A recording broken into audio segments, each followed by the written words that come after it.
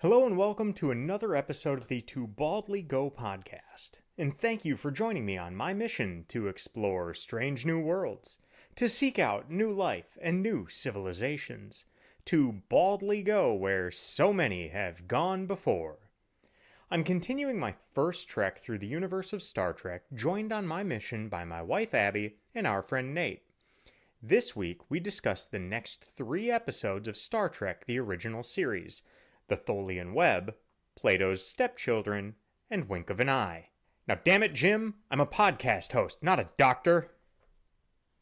So I want to know what arguments Aaron and I can get into this week.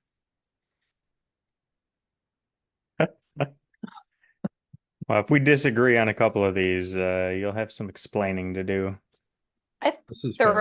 I thoroughly think that was one of the best episodes from 2-2 fight. So I think you need to be contrary, Nate, honestly, on every single episode. Just be the devil's advocate, no matter what Aaron says. The episodes that could put we him into disagree some. are probably always going to be the best ones. I was gonna say though that could put him into some tough spots because if he's got to pretend to like some of these stinkers, I've worked in sales for a lot of my career. I can pretty much take any stance if I need to. I will say in my notes for one of these episodes, I did write, maybe I'm wrong, like Nate last week. I'm not wrong. That's just a dumb episode. But you're still wrong about everything you said about why it was dumb. I'm still number one, no. Number two, still dumb. I almost went back to watch it again, and then I was like, I have no desire. I just am not interested. You have no desire to go, I need to apologize for how wrong I am. Apologies are overrated. All right. So, yeah, the Tholian Web. What'd you think about this one? I actually like this one. I thought it was a pretty interesting premise. I don't know what my notes are doing here. Hang on. Stop that. What are you doing? There we go. It was an interesting setup, interesting premise. You had a couple of things going on. I think it was generally well structured, start to finish. I gave it a 7. Yeah, I enjoyed it. It kept my attention the whole time. I didn't take a ton of notes, but I also didn't feel like I needed to because I was interested. I was just watching. Which I think is a nice change of pace. I mean, this is a very traditional kind of Star Trek mystery, right? Something happened. They don't know why it happened. They go to investigate what happened, find themselves in even more trouble along the same lines of what happened, and now they have to, work their way out of it. It is a very normal formulaic Star Trek episode that I kind of enjoyed. It was. I thought it was really good. I really enjoyed this episode. I for a while I was kind of between 7 and 8 on it, and I think my final rating is a soft 8. So I'll give it an 8, but it's on the lower end of the 8s that I would give. Probably more like a high 7 point something, but I'm not doing those. You're on mute. You're unmuted. Oh, there you go. You say I'm subjective on my ratings, but you're just like, it's a soft 8. Yeah. Well, I'm giving it an 8. So it's an 8, but I'm giving that qualifier that it's not of the 8s. 7.9. Yeah. Of the 8s, it's on the lower end, but I thought it was an 8. I thought it was really a really good episode. There were some things in it with the mystery and how things kind of played out that I think they didn't really explain, but it was okay. I think something that was different in this one than other episodes we've seen is that Kirk is normally the one doing the mission. He's kind of the focal point with side characters coming in. He was kind of a factor in this episode. Yeah. Granted, he was what they were trying to save, but he wasn't the heart of the episode. So you got to see Spock and Bones really kind of shine in this episode, Just take working the lead. together and doing that. So it was a bit of a change of pace in that regard, I thought, and really well executed. Well, and the conflict between Spock and Yeah, McCoy, right? Because yeah, they had different opinions on how to approach this, and very. Spock is very adamant that they were going to stick around until there was no possible chance that they could save Kirk, and McCoy is no, we're leaving, like we're getting out Yep. of here. Um, Well, and then McCoy kind of almost trying to pull rank on him, and Spock saying, "Hey, I am in command." yep, I'm like, I didn't want this to be my ship, but it's my ship. I didn't yep, want this to be my decision, but it's my decision. right. So unless you have something to do about it that can legally remove me, let me make this call. Yeah, that I think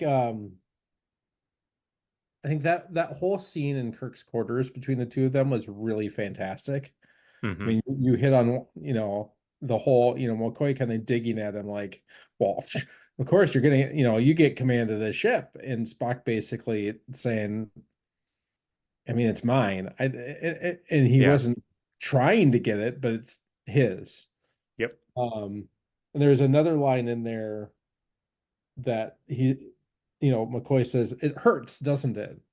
And Spock replies with, "What would you have me say, Doctor?" Hmm. Like, yeah, of course it does. I'm Spock. I'm not going to admit to any emotion, but I'm potentially losing one of my closest friends and Yeah.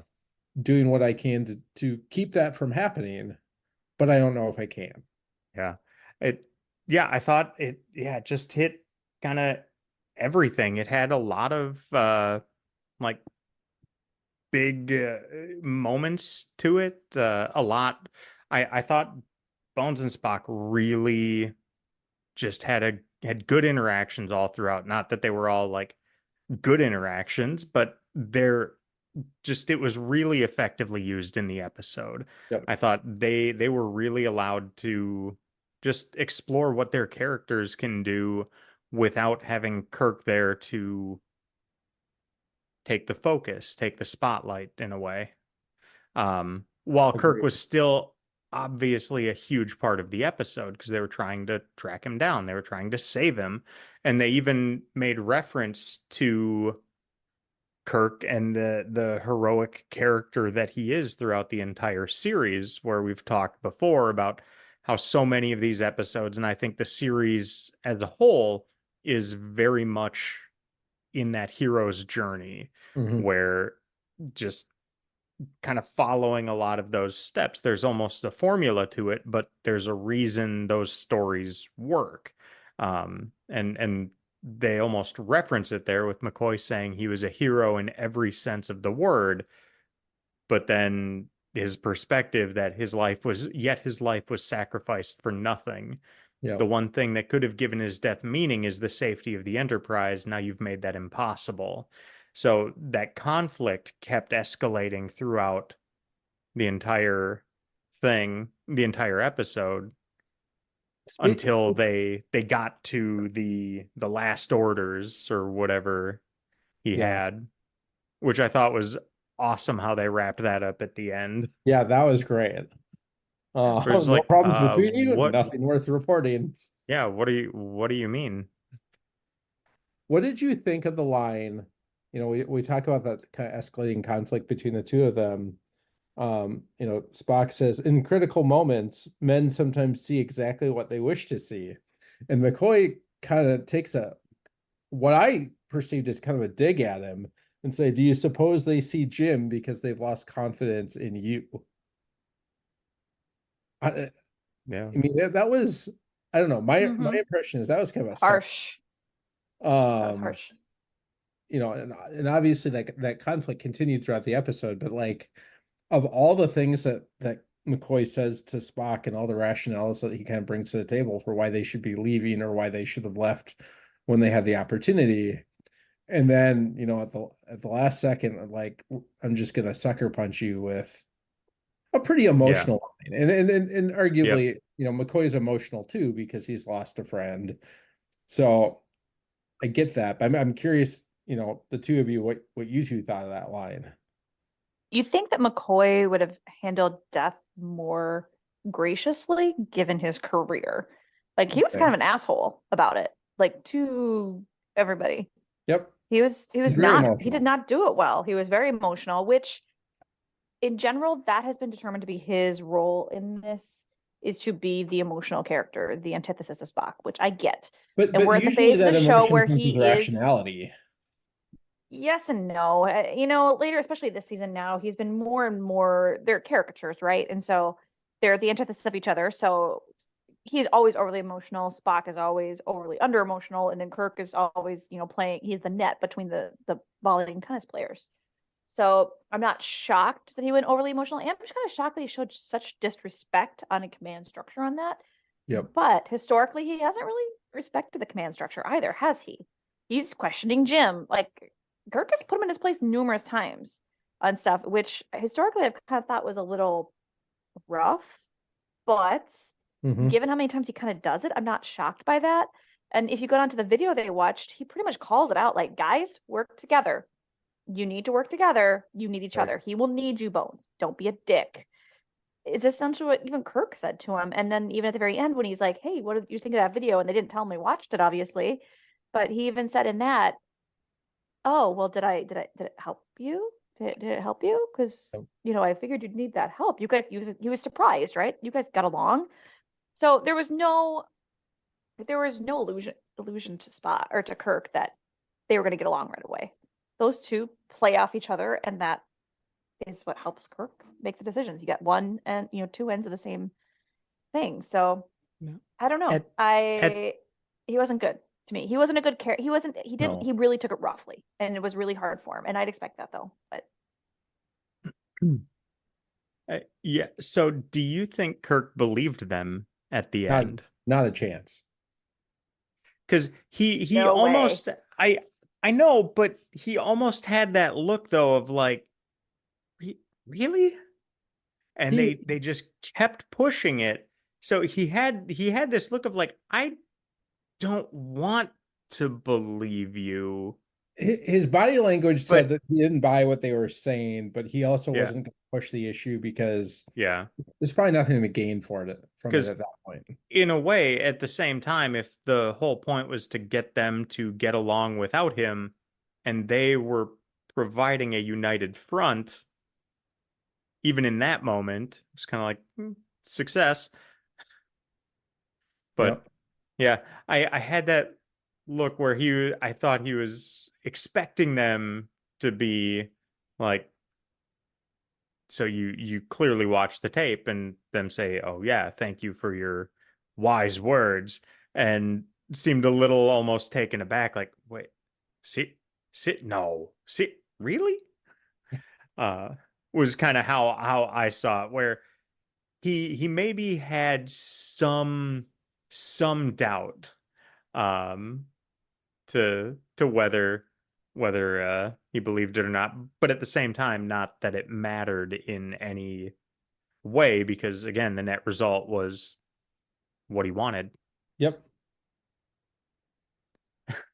But yeah, I do like that. Good, good. Well, I hope we won't have similar opportunities to test those orders which you never heard. So yeah, I suppose that is him calling BS on it, but still it was good. I liked the levity at the end of it because it was a heavier Yeah, episode very intense. in what they were doing. A couple things I was seeing in this one. Has Scotty always been such a like full-blown alcoholic I in think this they're really series? hitting it I mean, harder in this a season. couple episodes ago, he ordered a half gallon of scotch, Yep. and now I don't even remember what the line was, but it was enough of something that I wrote down the note. Has Scotty always been such a full-blown alcoholic? Or yeah, is it just late in season 3, everyone is a bit of a caricature of where they began. Yeah, Now, and they really do seem to lean in more heavily on that in this season because there are other times. I mean, I forget which episode it was where basically Scotty tries to drink somebody under a table. But that was a very calculated move, right? I mhm, wish I could remember which episode that was, yeah, but it wasn't like portraying Scotty necessarily as a booze hound so much as it was maybe if I can get this guy to drink so much alcohol, we can gain the upper hand and you know get the ship back. yeah, But they really it feels like they've really leaned into it this season. yeah. I I don't did know how I feel notice, about that. yeah, I did notice that Scotty's hair didn't look so ridiculous in this episode. Like it has all of season 3. Yep. Yeah, they Um, did. That's a good point. They did something weird to it in the earlier episodes. yeah, It's kind of like Chekhov in that one episode of season yeah. two. Like Before that was his, the first one yeah, filmed with him, but not the first one aired, and he's got like yep, that awful wig on. yeah, That was great. One thing that I have mixed feelings about, not enough for it to really hurt the episode for me. I think it's just because it's rather fascinating and I wish they had dug into it more, but I also think I understand why they didn't, is the Tholians in general, right? They're a very yeah, mysterious race. We had not heard of them up until this point. Obviously, it's a very interesting encounter. We don't get to really understand a lot of their motives, at least in any level of detail. Um, which again I think is okay. It doesn't hurt my rating. I want to know more. Like I want to yeah. understand that better. They're so different than most of the other like truly alien races that we see in Star Trek. Um, considering they most of them just look like humans. Hmm. So to see something that looks a little bit different, and they obviously behave very differently. I wish we got to see more of that treatment like we did kind of with the Klingons and the Romulans and In really that great explore that episode, deeper. Day of the Dove. Yes, But but yeah, I'm with you. It's an interesting alien race that there's really not a whole lot about. I was this is an episode I think I would like to revisit.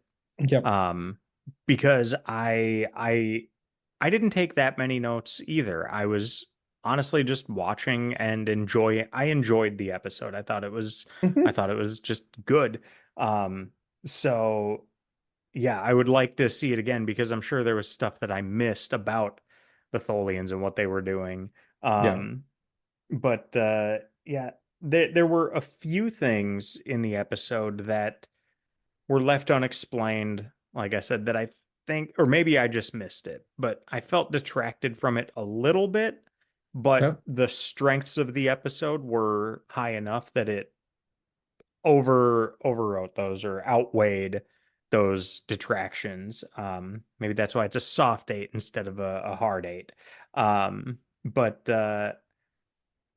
yeah, like how did Kirk end up just floating in space when he was on the Defiant and then is Yep. just all of a sudden just no, now he's just floating there. Um, They and attempt then to and explain then that, but I don't think they did a great job. but then I feel like okay, here's where I'll shit on the like the effects that they did in the episode, just in the fact that okay, the Defiant took up so much of the view screen or whatever, and then somehow Kirk is right there in front of it. So how much space did he cover after being somehow taken out of that, or the Defiant disappeared and he didn't? Um, I felt that wasn't I left the episode thinking if there was a line about it, I missed it. But it was kind of one of those like, okay, how the hell did he end up just there and the ship Yeah. is gone? Um, and then also, I didn't quite follow how the Enterprise got out of the web once it was closed. I mean, it would seem more likely based on how they set it up that it actually went through that interface and into the other universe than just, oh, we just popped out over here. Yeah. Um, Kind of a weak explanation at the end to get them out of the seemingly winless scenario, but My but my again, it interpretation of that, didn't and I ruin it. don't think this is based on anything that was well said, but was that this web that the Tholians were weaving wasn't completely done yet. So there was still an opportunity to leave. I could be way off base. Well, Like, I don't know that I have anything. they did say that it was nearly done, but it was like seconds away from being connected and completed. Yep. So that's where I was kind of like, okay, and now all of a sudden they just hit it and they popped out in a different place. Yep. Like it was almost like they teleported somewhere else versus going somewhere else. So, which again would seem more like they went through that interphase and ended up in the other universe. But again, Maybe they did. Maybe it's a whole yeah, multiverse thing. And yep. the only thing that I can say that maybe explains why Kirk suddenly like appears and is in a completely different spot is Spock did make some reference about the calculations that he made. You know, Hmm. if he's accurate, then when there's this phasing or whatever it is, due to the disruptions that the Tholians created, he's not going to appear here, he's going to appear there, Yeah. kind of Well, thing. it was also that them doing anything could impact when Right. and where or if the Yeah. interphase even showed up. So I think they would explain it away saying, well, the Tholians did their stuff and then the Enterprise did something Yeah. that caused some power surge that changed what it was. But again, it's like, okay, then it's It was very hand wavy, right? We're pretty just pretty lucky then that Kirk ended up 6 feet in front of the Enterprise. yep, just beam him right on Because board because again. if he had been out where the Defiant still was, that I think was quite a ways away. Yeah. We have a hand. So I'm trying to be polite and not interrupt people. So you pointed out the Tholians piece. I actually thought that was a really good piece to the show because so often we're talking to the audience, being us, so much like a baby talk, like, oh, we're in this quadrant and these are these people and these people came from here and this and that and da da da da da da da da, which is kind of for me it brings me out of the show a little bit because it's like you would never repeat all of this to people who already knew all these things. Like we've clearly already identified the Klingons, for example, multiple times. We're not going to keep readdressing this and all these things that we already know inherently. It's like explaining something to be obvious to the camera, essentially. I like that they had a backstory in this. They're like, oh, Spock had a comment, the Tholians here right on time. Like, I liked that. There was context there that the ship knew, the crew knew, and it was like, Yeah. shit. You know what I mean? We just have to deal with this now. We may not know all the intricacies of it, but we do know they're going to cause problems for us on this. And it was enough. We didn't need to know all the details behind the Tholians because we just knew it messed it up. And it goes back a little bit to how things were. I remember saying things in season 1 where they talked about different situations or things and they were just known to the characters. So it was like it's this developed thing, even though they don't show us, the viewer, what that necessarily is, but that it almost adds to the mystique or the mystery of it by us viewing it knowing, okay, they know about this, even if it's not being spoon-fed to us, and we can draw from that. I like that point. They give I enough think it's a great information. point. They say Right. on there, the ship's sensors are not responding as predicted. Space is being disturbed by the Tholians. Yep. We don't need more information than that. In theory, we're talking hundreds of years in the future. We're not going to understand the physics behind it and the technology behind it. Understand us, this alien species is messing with the sensors and they're fucking fucking with space. Yep. Enough said. Yep. That's a scenario we're stuck in. Now we got to deal with it. I It's thought it was interesting. perfectly wrapped up in that. This episode, I just kind of scanned through the collection of what we watched so far. This is a writer that we've not had before. This was an actor we've not had before. In the trivia. This is the writer first script she ever wrote. She knocked it out of the park. I would say, I think this was great. I mean, they explained more things in this episode than we've ever had in a previous episode. And for me, this feels more like a different series episode than an original series one. Yeah. It's set in space. We've got a clear protagonist or problem we've got to solve. We've got explanations of things we need to know, like why is it happening? What is happening to the crew during this time? And then what are the dilemmas? And then the solution happens, which we don't usually see with this necessarily. It's not as black and white necessarily in that formulaic style that we see in the later series. So I was impressed that even McCoy explained to us. I'm looking at the transcripts here. It says, the disease is not transmitted by men, Mr. Spock. The cause is the area of the space we're in, and it's affecting the whole crew. McCoy continues, the molecular structure of the brain tissues and the central nervous system are distorting. So it completely explains why everyone is going psycho. It makes complete sense. Detail. And it's not a random virus for once. No, it's great. And it ties in with the Tholians are messing with space, which Spock said, not in this scene, by the way. It's not like the normal, like, he said this really, it's not this data dump that we normally kind of get in these scenes. We found this little spigot of information earlier, and now we're finding this out from McCoy later on. It's like, oh, those connect. I like that. That makes sense. So it felt more like a storytelling. It was more grown-up storytelling versus a storybook, like a kid book, where it's like everything's very obvious. It's like, oh, cool, that connection makes sense.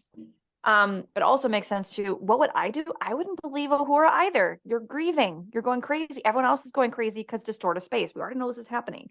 So everyone's going crazy. You're already thinking about the captain. We all lost him. He's on our minds. We're mourning. Of course, everyone's seeing him.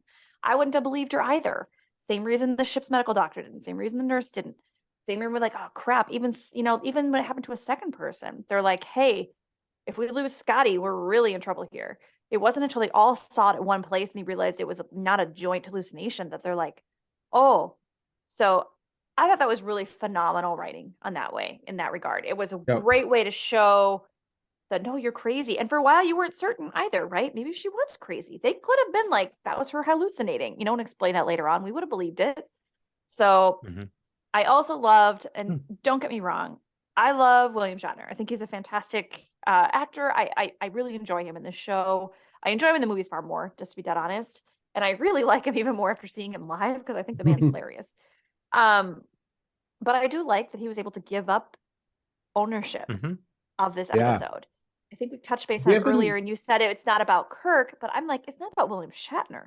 And at that time, I feel like that was something he was probably really gripping to really hard. Yeah, being like, this is my show. It is the William Shatner show. He had that reputation of having that kind of an ego during. Yep. Well, he had. I think it was in that episode that was not a good one, but that Who Mourns for Adonais, where he almost refused to even shoot scenes because he was shorter than, or just didn't want to be upstaged by the other guy. And maybe in part it was, he wasn't, if you want to say he was being upstaged at all in this episode, it was by the number 2 and 3 build characters in the series. So maybe it's easy to step aside for your friends versus some random guest star. But I really enjoyed this episode. I would gladly go back and revisit this one and see what I missed. So Judy Burns, who wrote this, where did she come from? You mentioned it's her first script. Is this, I know sometimes they would do like fan submitted stuff, and so I don't know the details, but the trivia on IMDb said, hang on, I lost it here. She wrote the episode with her husband to earn money for a study trip to Africa. Okay. But let's Because see. again, other than She was some a of the freelance writer. Yeah, just has like random episodes here and there of different things. This looks like on IMDb, this is her first credit. She had a couple episodes of Mission Impossible, couple episodes of Ironside, 4 episodes of The $6 Million Man, 1 episode of Wonder Woman, 2 episodes of MacGyver, 5 episodes of TJ Hooker. Oh, there you go. Big Shatner fan, I guess. So, and yeah, let's see. Apparently there's a TV series called Star Trek Continues, that she wrote a few episodes of as well. I think that's one of those fan-made ones. Yeah. Like unsanctioned. Yeah. That's what it looks like. But yeah, so she wrote an episode of that as well, but kind of had a 30-year gap in writing in there. But yeah, just I wrote mean, probably a bunch of episodes on spec and got them picked up. other than, I mean, the reason why I ask is it feels as though, she really understood these characters by and large. Yeah. And kind of knew how to structure an episode that'd be really interesting. Right. And other than some of the McCoy's dialogue that I think we're all kind of on the fence about, everything else is pretty spot on. I don't think I don't think we're on the fence with that. I thought though McCoy's dialogue and everything fit. Okay. Yeah, we didn't like it. We didn't like how he responded to it, but it was entirely within character for him. Yep. Yeah. Especially where he's been, like Aaron said, caricaturized at this point. So it's like it wasn't out of character for him to say any of those things. Abbie, what was your rating for this? I actually really enjoyed this one as far as I can enjoy these. So I was going to give it an 8. Okay. And I was going to ask you this question. Do you think this has a feel for a different series? Like this didn't feel like an original series episode to me. Yes. This felt like a TNG episode or even a Voyager episode. It felt very much like the episodes I would see in a different thing. Very, very, very similarly, if not identically filmed. Like, give it better special effects, give it a little bit better, give it different cast, but it could be literally 100% replicated in another series and it would fit in that other series. I think you could replace the cast with like the next gen cast, and it would have been equally as good and really fit with kind of how they do things. Right? Absolutely. The only difference for me would be instead of discussing it around they do everything in the bridge in the original series, they would have been in the ready room talking about it. That's the only difference for me on that and so that's potentially why I enjoyed it so much. I felt it was very, it's such a quintessential Star Trek episode for me. It hit all of those points that make me feel like Star Trek without being just cringy. Mm-hmm. There weren't really any cringy moments. No, it was a solid episode. Had everything I asked for in it. The character development was fantastic. It had a good premise for an alien without it looking like a human or a weird dog wearing a shark fin. Everything I'm asking for in an episode, it had on there, and it was simple. Yeah. It was a simple to film episode. I can't imagine it was that expensive, honestly, than to film.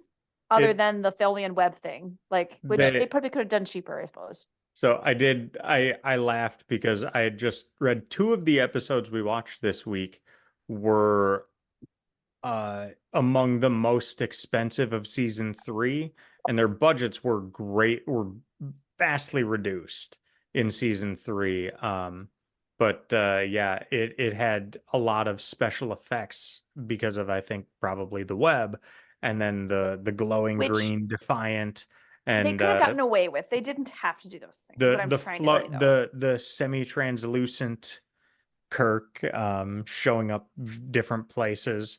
So they had it says this along with Wink of an Eye was one of the most expensive stories to make from season 3. I could see Wink of the Eye being very expensive, and we'll get to that one.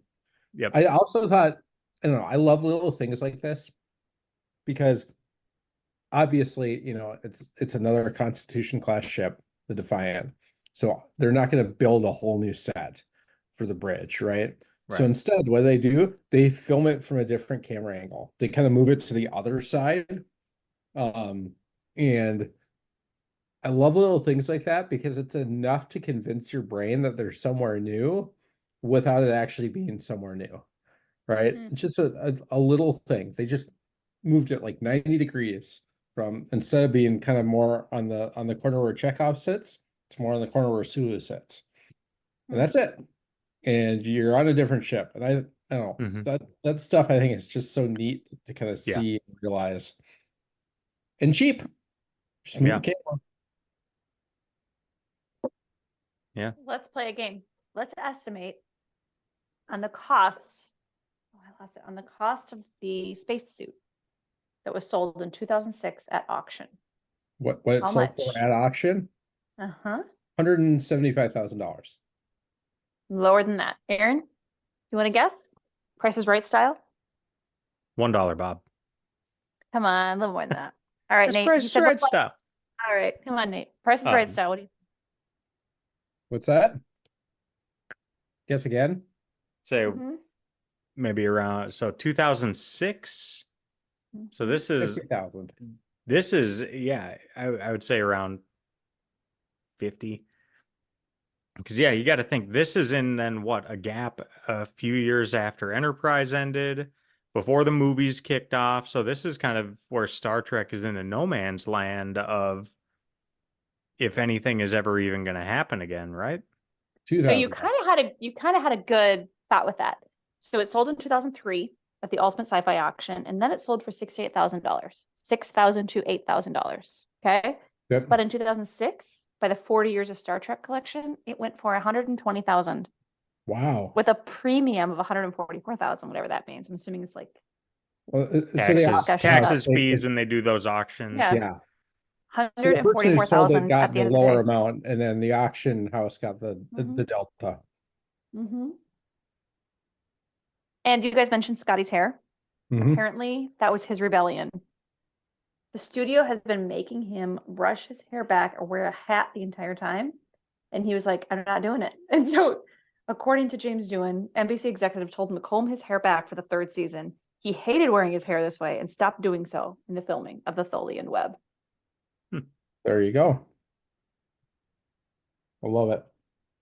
Anything else on this episode other than it was a pretty dang good episode? Oh, I think I'm good.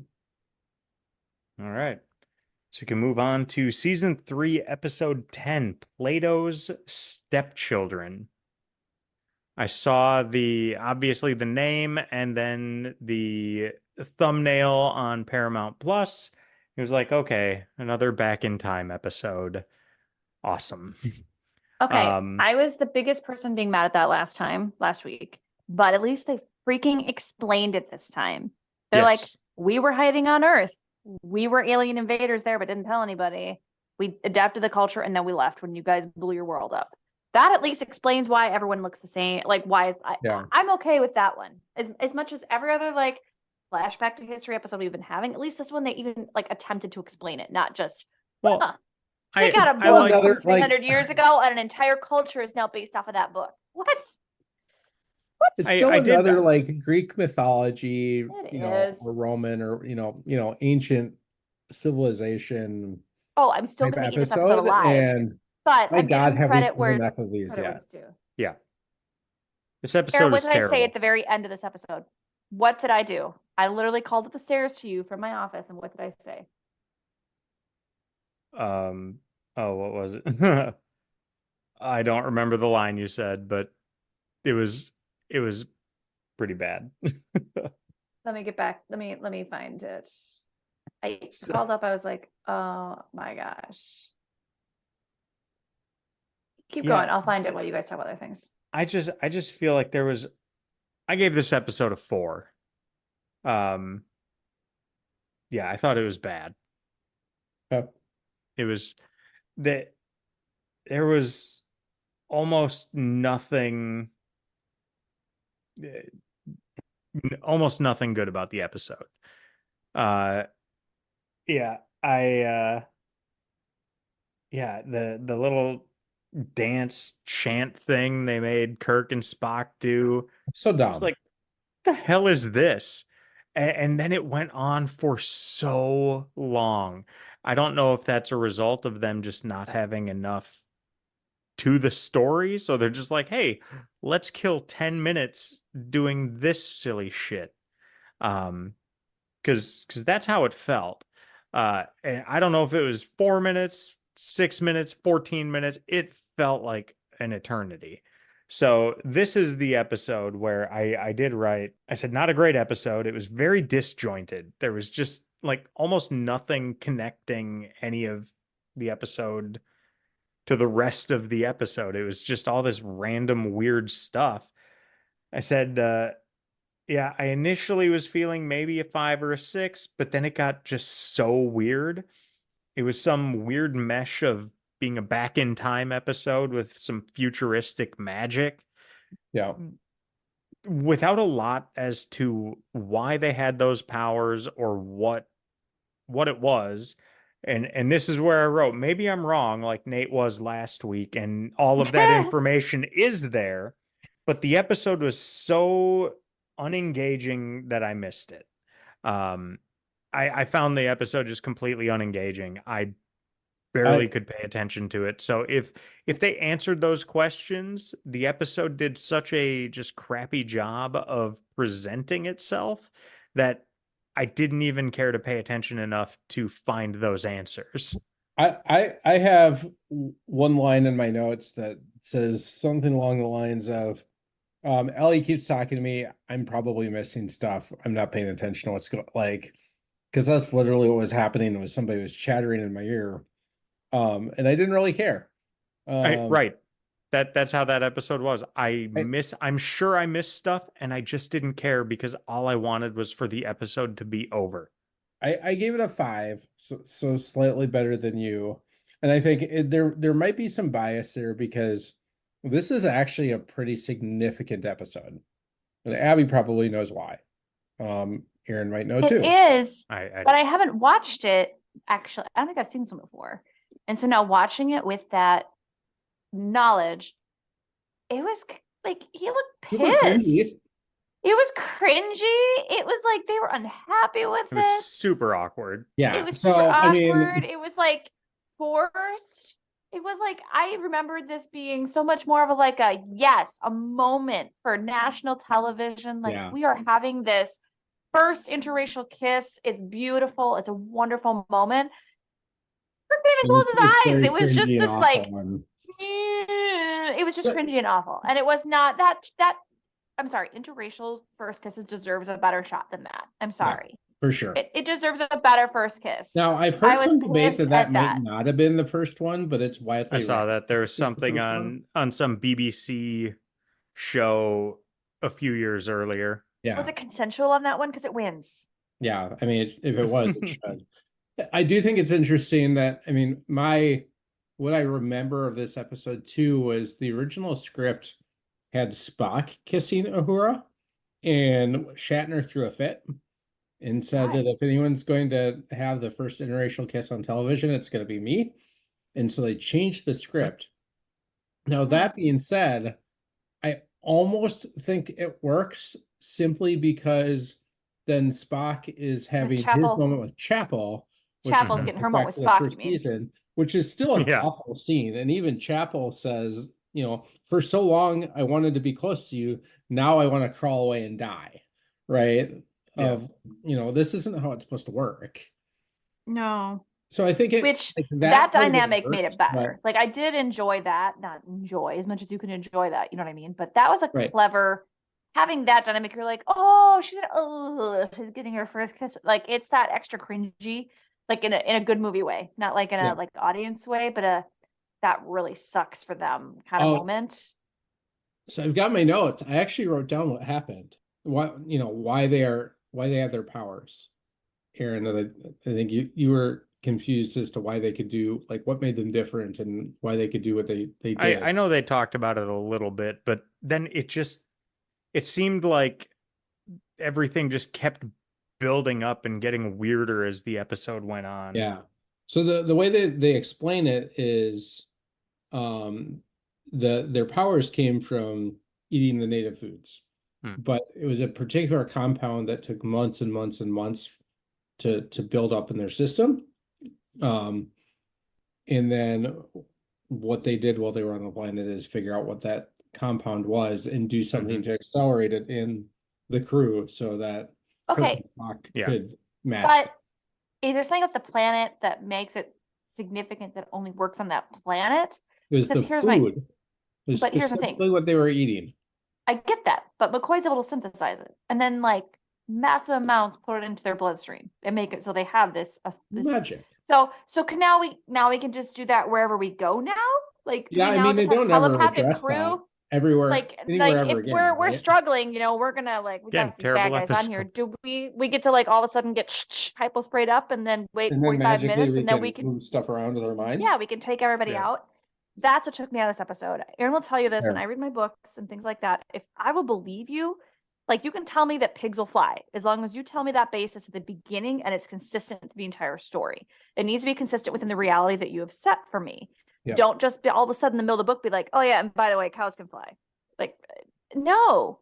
Was there a genetic modification that happened at the beginning? Like, tell me a reason. It needs to make sense. It can't just be this random. I didn't know how to button up the story, and so I threw this answer in. That's what bothers me about all storylines. So no, I was having none of that. I'm like, oh, cool. You just randomly found this synthetic formula that now 20 minutes later, you're all good. And in mini skirts, even better, Kirk. Well done. Solid mini skirt and move there. It was rough. That was a very plugged in answer to something like, oh, well, the plant, can we just have the plant come? Cool. And then the whole thing with the little person on the show, he's like, well, I don't want to be controlled. I don't want that, you know? So what does Kirk do? He immediately turns around and makes him a puppet going the other way. Just like, dude. That whole part of it. Right up until the end when they're gonna bring Alexander with it. A little surprise for you. That was my line. That was the worst line. I went up the stairs. I called up the stairs from him because I was just finishing work.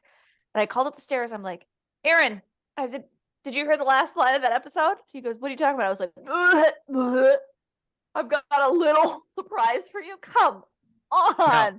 And he looked at him too, on his knees. He got down on his knees and treated him like a child and hugged him like a child. A surprise for I'm like,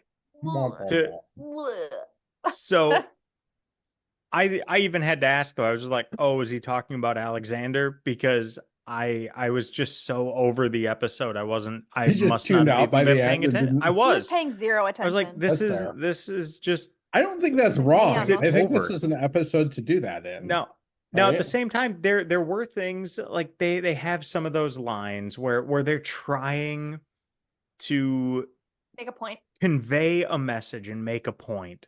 And again, I would think this is like Kirk had a line that was so just melodramatic that it was like, okay, this is again just over the top, but I think is kind of it's the you're half dead. This one, you're half dead, all of you. You've been dead for centuries. We may disappear tomorrow, but at least we're living now. And you can't stand that, can you? You're half crazy because there's nothing inside. Nothing. And you torture us to convince yourselves you're superior. Like no matter how long you live and how much control you have, the more control you have, it doesn't mean anything if you don't live your life. And you have no meaning behind it. So it was a good line. What I thought is, and this I again will look at in the perspective in the context of what 1968 or 69, whenever this was, is Spock. They're talking with Alexander about how the power comes and how it works, and Alexander says, as far as I know, it just comes to you sometime after you're born. They say I'm a throwback, and I am, and so are you. I'm sorry I shouldn't have said that. Kirk says, don't worry about it. We're happy without it. Alexander says, I believe you. Listen, where you come from, are there a lot of people without the power and my size? And Kirk gets right down there, right in his face, and was super dramatic in it. Says, Alexander, hey, little buddy. where I come from, size, shape, or color makes no difference, and nobody has the power. So I think, I mean, They tried. listing They're listing off a trying. few I things, think we they are agree that, really right? they're really They're trying. trying. And in the context of the late 1960s, that's not a nothing statement, but it's one of their, I think, hopeful outlooks for the future by saying, okay, yes, this is taking place in the late 2260s, so we are 300 years in the future, and this is somebody saying it there, saying we are now beyond this, because is negated, it's not like they're saying that in the 1960s that they're past it, but it's that hopeful by the end outlook. by saying, I have a little surprise for you, though. Let's not. And how effectual is yeah. it? How effectual is it to bash people over the head with that information? Not to say it's not completely correct. Now contrast that to current TV shows and media. We're far more subtle with our messaging. So it's almost we do Sometimes. it softly, quiet. No, a lot of times. Think about it. We throw it in kids programming. We do it in all different things like that now. We do it subtly and softly. So it's not like we might just kind of go, huh. But I think that was more the that's style not how I feel of... normally. I get that, but is it effectual is what I asked the question of. And I don't think it was, which might again play towards the whole season 3 getting the kaputs on that. So it was... I don't really see that as any different than either of the other seasons in some of the, we'll say, more heavy-handed things they've had. And this was just one line in the episode, but I thought that even while it seemed overdone, was like they're still pushing that kind of hopeful outlook when I'm sure it's being contrasted in the late 1960s by people saying, oh, this is way different than what we experience now, but somebody saying, yeah, we're gonna get past this. Yep. That was my thought on it.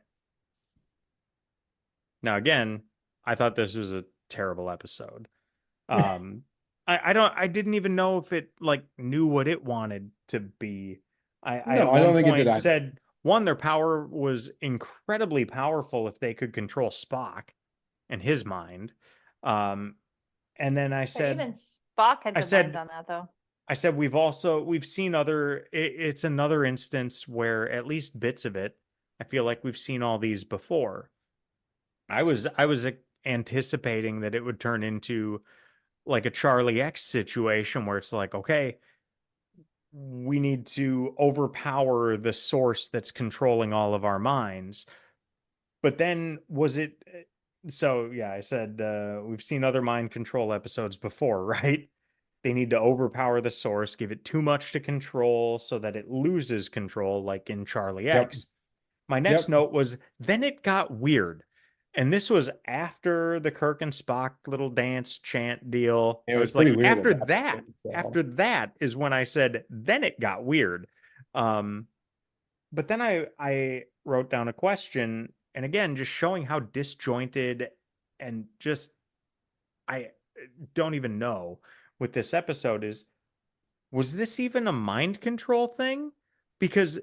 or was it just motor control? Because they are sitting there talking about how they don't want to do the things that they're doing. Yeah, it wasn't a mind control thing.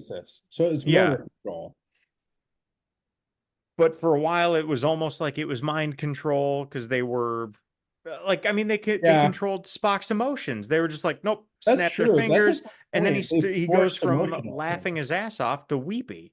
So again, it's just, this episode sucked. Yeah. That's my long way of saying this was a terrible, terrible episode. So this is another interesting one as I, look back and see that this is a writer that we've not seen before, and a director we've not seen before. Nor do we see them again, by the way, from what I can tell. So, wah. Checks out. But it might explain a lot, right? Yeah. Abbie, what did you rate this one? Oh, this one sucked. 4. Fair. It just had so many gaps to make it a good episode. And I'm not saying it didn't have potential, because it does. I mean, if it had been done before all the other ones, without going back into history 400, 500 times before, I gave it its credit for explaining why it was there. I thought it was interesting. They brought a person of different, just different to the scene, to the cast, and really kind of highlighted some changes there. They found that solution way too easy. It was just like, oh, why not? And then didn't deal with any of the ramifications with Abbie. They were just guessing and throwing noodles against the wall and hoping they stuck. And of course they stuck, and life was great. It all wrapped up, and then we didn't believe in our values anymore. And then my favorite thing was when Kirk tried to convince him to take over as, well, you can take this drug and become the like leader of all of them. So I'm like, oh, cool. Starfleet's now promoting coups. I love this. I love this. Not only are we involving ourselves, we're also trying to put who we want in charge. Cool.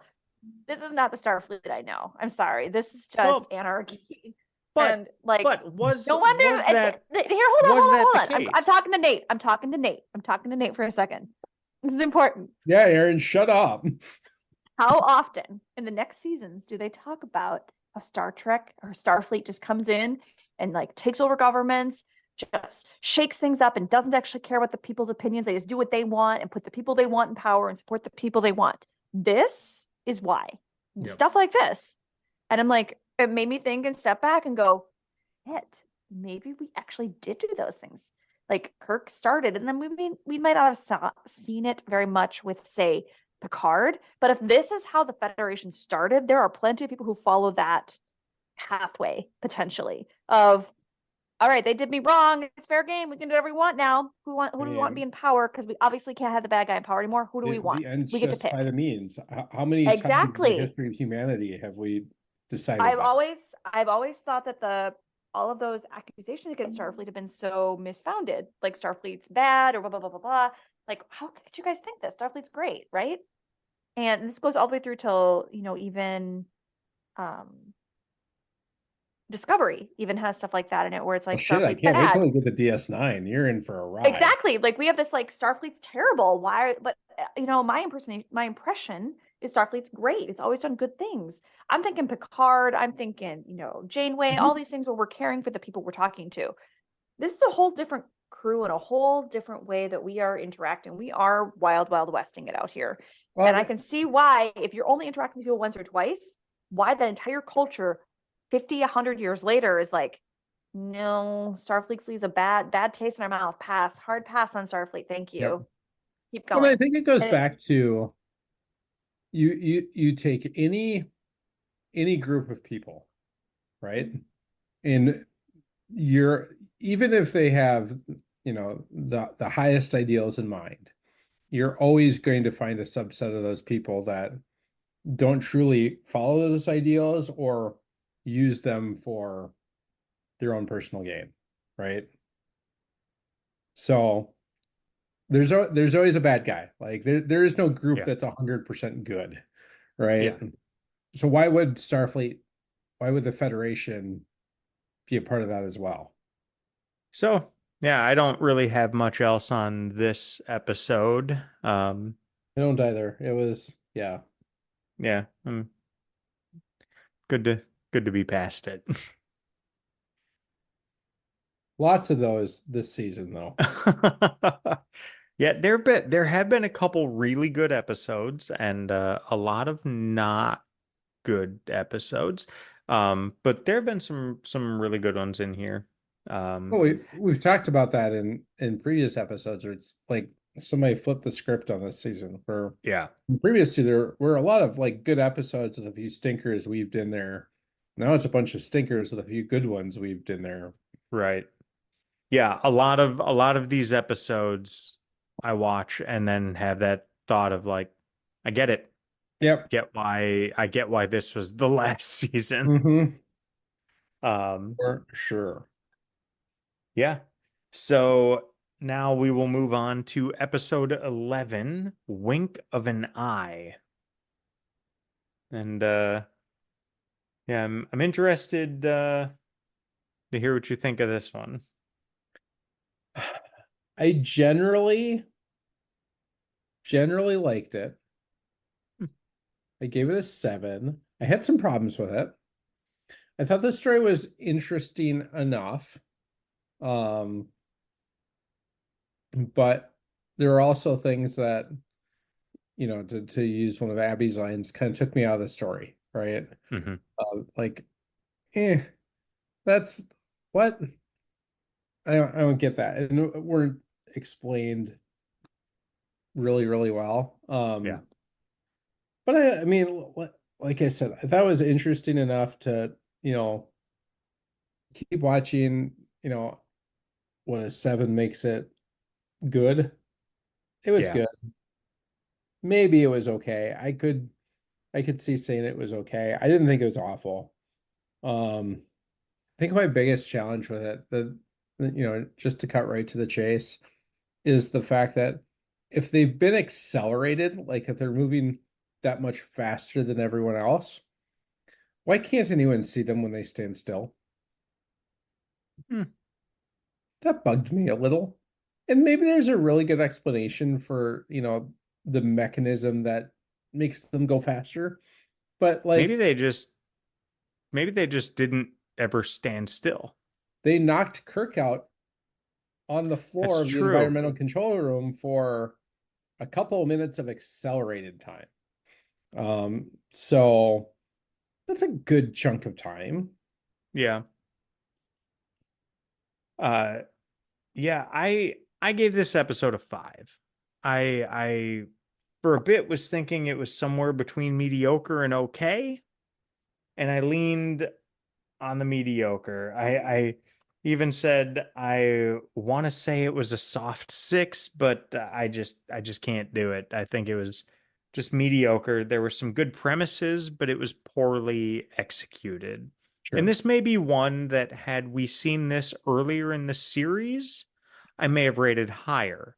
Yep. Um, but given the other stuff we've seen, I just felt like it was just eh. Um, I I can see did that. like I did like again, like with the Tholian web, that we see Spock and Bones. We see the Mhm. secondary, tertiary characters working together and being a bit of a focal point while Kirk still has his story going on more than just a random Yeah. apparition. Um, and I know this isn't a fair comparison to make, but with the different time frames, I guess we'll say, I just thought Inception did it so much better. Um, really. Uh, I thought that's where I thought it was kind of poorly executed. Like, you see Scotty standing there in the door to the transporter room for a third of the episode, Yep. and all of this stuff is going on around him. Yet, in that same amount of time, Spock and Bones are able to get from the bridge to medbay to like develop this Well, antidote for it and all of that, all while this other stuff is going on. So it was, I think for the time and for the development of telling stories, that's a really complex story to tell. right. So kudos to them for trying it, but and I know this is completely unfair to be saying Inception did it better, but Inception really did it Decades way later. better. Yep. Decades later, a movie budget, not a weekly serialized or weekly TV show, but still, it was like that showed the way that could have been done. But they had enough stuff where it was just like, okay, I see what they're doing, but kind of takes me out of it. And I Um, struggle with a little bit with not just like Scotty in one position the entire episode, and then obviously lots of other things happening. How in the hell did they move throughout the ship across different decks? yeah, What do you How did mean? you get off the bridge? because they'll get onto the they'll get onto a lift and then be there for what, like 9 hours of their accelerated time. Right. Well, it takes 4 hours of their accelerated time to open up the goddamn door. Like, Yeah.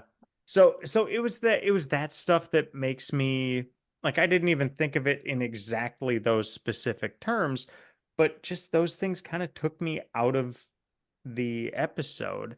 I Yeah. thought it was really interesting that they were sped up so they sounded like bugs. Yeah, like I thought that mosquitoes. was a really cool effect that they did and a cool like way to address because Kirk was like, I hear an insect, Hmm. but nothing's registering. So there were just things like that where there were some positives to the episode, but then there was just a lot that was like, eh, it it was So close. It could have been really, it could have really been. good, but it was just close, not quite there. So still creepy, but I guess better to see is, we have an episode where it's the female antagonist that's the creepy one. Yeah. I mean, like her reference of like, did you realize how many times I kissed you or something like that? Like, wow, that's not an awkward statement at all. But that, she had kind of, taken him, you know, as someone that she wanted to be with instead of, the weekly who's Kirk going to seduce this time kind of thing. Although we Yeah. still have Kirk using his seduction capabilities to try and win her over long enough to, try and save the ship. But yeah, I mean it's not a great episode. No. Um yeah, Though, if you look at it too closely, it all kind of falls apart. yeah. This episode, though, has, I think, my favorite piece of trivia to this point in the Oh, entire series. okay. So, back in the early 90s, Magic the Gathering became this big thing. I was never allowed to play it because it was the devil. Um, Perfect. but yeah, but I got into some other customizable card games like the Star Wars card game, which I still have, I think, probably about It's a 800 Star Trek cards one for. too. I'm getting there. Okay. So I still have about 800 of my Star Wars cards, which I know is an awesome flex. Um, However, for the Star Trek, now I had some of these Star Trek Next Generation customizable card game cards. Never really played that one much. But apparently there was a just Star Trek customizable card game in the mid 90s. And they have a card called Boot Scene. And it is Called a what? picture of Kirk putting on his boots. And if so it said the captain is distracted by a beautiful alien. Play only if Captain James T. Kirk is in a landing party and Kirk is immediately neutralized. So so that is now where the bar is That's the set scene where he's putting for his boots awesome on in his trivia. quarters. Okay, Yes. I love it. Yep. I was like, that is the best piece of trivia I think I've read to this point in the series. Um, I thought that was I hilarious. love it. That's fantastic. That, yeah, you can neutralize Kirk because he is distracted by a beautiful alien, and he is Which then is neutralized in the party. so funny because in this episode it's the exact opposite. But yes, so many of Yep. them. But Um, yeah. I didn't even take many notes on this episode. I didn't even I fill a didn't single really page. either. It With was my summer, I usually will just jot down notes of scenes or quotes or just thoughts that I have as I'm watching. And then I'll write a little bit at the end, just kind of summarizing my thoughts. And I didn't even fill a page with this one. well, I Abbie's thought it really was quiet, which means she absolutely loved it. I thought it was definitely better than Plato's Stepchildren. But there have not been too many episodes we've watched that aren't better than Plato's Stepchildren. But still not great. Um, yeah. I'll revise it down to a 6, like now that I'm looking at it harder and finding Yeah. other things that don't make sense. And my initial thought, a lot of times I'll write down like a range if I think I could go either way, and sometimes I'll wait until we discuss it to see what my Yeah. thoughts are. And basically, I wrote 5 to 6, and I talked myself into a 5 because I was like, no, I can't even say it's okay. I think it's just mediocre. Yep. It's not so outrageous to say this is terrible, it's bad, it's awful, whatever. But it's just not even just eh. That's kind of where I was. I'm at a 5. Yeah. I was leaning towards 4, but I'll convince up to a 5 because I'm not like cringed out by anything really, and it's I'm bad. actually really shocked it isn't lower, to be Maybe honest. 4. I see. So that now you brought up like the like you know how many times I kissed you shit, and it's like okay, you know what? I'm gonna downgrade. I'm gonna downgrade to a 4. It Okay. because that was a serious violation issue for me on that one. But to give it, it had potential that was poorly executed, and that's what bothers me about it. I think it was a Because cool storyline. it had a great plot. It had great storyline had to it. It could have been great so potential. well done. The potential was there. We're in space. We've got a whole new type of alien species doing something we've never seen before. It was fantastically new and different and not historical or anything like that. I love that concept. We just did a crap job at putting it through and making it make sense. And we didn't cover the gaps on how we do it.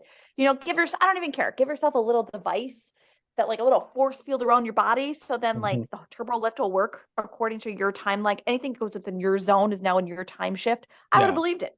Cool. I think that this episode was used in a later series. I do recall this plot line being used later on in some way. I don't remember which series. It sounds vaguely familiar and executed better. So I think like most of these episodes, it's almost like an outline of what we're going to use later on and do a better job at it. We use this as the dry run. This was the soft opening of this like plot. And so I wasn't terribly upset by it. I wasn't great about it. Kirk's a man whore. We know it. He is what he is. I wish he'd grow as he got older, but he just didn't. No. Okay. You know, Aaron, you No. mentioned the Inception thing.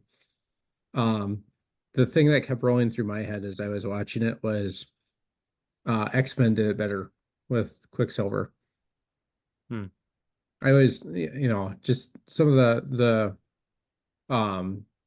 the reboot movies, the James McAvoy as Professor X, that they did one with Quicksilver, and like here's a guy that could move really fast, but when he stopped, and everybody could see him again. And that made more sense to me. Yeah. Right? Yeah. There were concept. It's not. They copied it. Of course, loosely based on H.G. Wells, The New Accelerator, and also shocker, The Lone Ranger. Another Western. Another Western. So close to being unique. I kind of nothing this one. Like I'm like, not really much to say about it other than it was close. It almost seemed like we were watching an outline, not well developed, not great dialogue. There was no real moments to follow home. Spock saves the day. I like watching the video speed up where you can kind of get where you got to the buzzing. But why would you do that all alone? That makes no sense. Like, why wouldn't you just tell everyone here, I suspect it's this. I'm going to go test my hypothesis. He's got to go off on his own on the bridge and just do it. It was just weird. I did like Staying accelerated to fix the ship. What? I like that. I thought that was good. Spock staying in his accelerated state. I did like too. Wasn't McCoy kind of like, we don't know if this is gonna work, and Spock was basically like, bottoms up. Yep. Let's go. And then when I liked him staying back, and then Kirk realizing what was happening as all the different areas on the bridge were being fixed. And then Spock just appears. I hadn't even thought of the what if they just stop? Wouldn't they be visible then?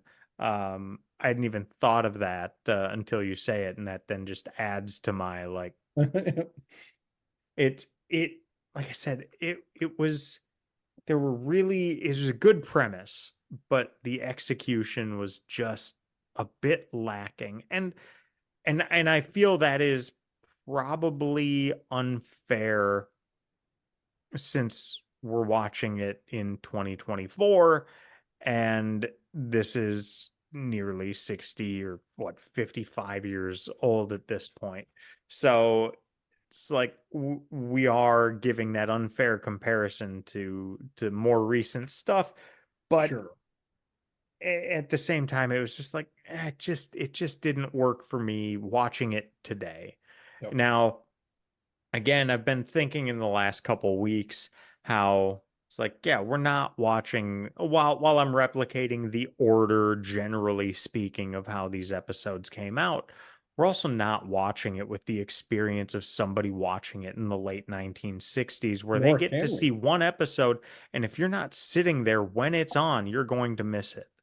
And then it going into syndication and finding I'm learning about how some of these things gained and stayed their popularity with, like, I bought a couple of those books by James Blish where he took the scripts and saw some of the episodes and basically wrote short stories of almost all of the original series episodes and released them as little compilations of 6 basically episodes in a book. So, and that's how people rewatched or re-experienced some of these stories, was reading these books and seeing it in syndication and things like that. But That's really cool. I mean, so we're sitting here, we're watching 3 episodes potentially in an afternoon, and I wonder how much different our experience would be if, like, hey, it's on at 7 o'clock on Thursday or whatever time, and that is the one time we get to go see it. We get to watch it. So, and if that's all you've got for another week or 2 weeks or whatever it might be, the experience is going to be different. For sure. So we see a great episode like the Tholian Web, and then we watch a stinker and another meh episode. I wonder how much different it would be if that was the only episode we watched this week. Maybe we would look at it and just be like, seriously, that's all I get? Or maybe it would be, I'm going to take anything I can get, you know? Right. So I've been thinking about that a little bit, but still we're watching it as we are. And so I give it a 5. Fair enough. But yeah, there was some cool stuff in it. I did like how they shifted the camera by 15, 20 degrees. They tilted it to get that effect to show, and as I called it initially, Kirk's altered state, not realizing at that point it was accelerated per se. But just showing that difference. And then when they did that to Spock too, I did love the part where Spock was there, and then Kirk runs out in the hall and sees him, and he's just like, all right, let's go. Yeah, that was really funny. I thought that was just the great moment in I the also episode. like Spock had a really good dad joke at the end there that I laughed way too hard at. His kind of final line is, "I found it an accelerating experience." Yes, I I heard laughed that too. way too hard at that I line. almost Y'all groaned are out missing loud the at that. takeaway of this episode. You never drink the coffee that someone's Yes. passing out on a tray. You're on an airplane. Doesn't matter where you are. You don't know what's going to happen to you. No, It's that's never not going to be good. true. That's not accurate, because they showed somebody put something in his coffee, because I think others had the coffee too, Yeah. and Kirk's was different. Yep. She put it in. Just saying, you never drink. No. So, I mean, No, we know the that Abbie coffee, doesn't drink the coffee on an airplane. the coffee Kirk was Heck given, no. She doesn't drink the water on the airplane either. the coffee Kirk was given I'll was buy that fine. $10 bottle of water, dang it. The coffee Kirk was given was fine. Yep. Then something was added to it, which made it Yep. not fine. Yep. They put some of the water from the planet in the coffee. Now, in the trivia here, I'm seeing an interesting thought, and And the conclusion is that it must have been too dangerous to allow, but they had an antidote for it. Okay. So why wouldn't they just keep a supply of the water Mm-hmm. to allow them to accelerate when necessary, like say an emergency where things need to be repaired, and then use the antidote and come back to normal. But this goes back to even Plato's Stepchildren, where they figured out, given this compound, you have their powers. Why not just keep using that compound, right? Yeah. And it's kind of hand waved away. Like, Maybe it would turn into like what was that old Adam Sandler movie? Was it Click or something where he had the remote they that use he the could remote to go back and Yep. forth, and Yep. But he would then slow down. But then Star Trek pursues that later on. We have an entire movie dedicated to slowing down a moment in time.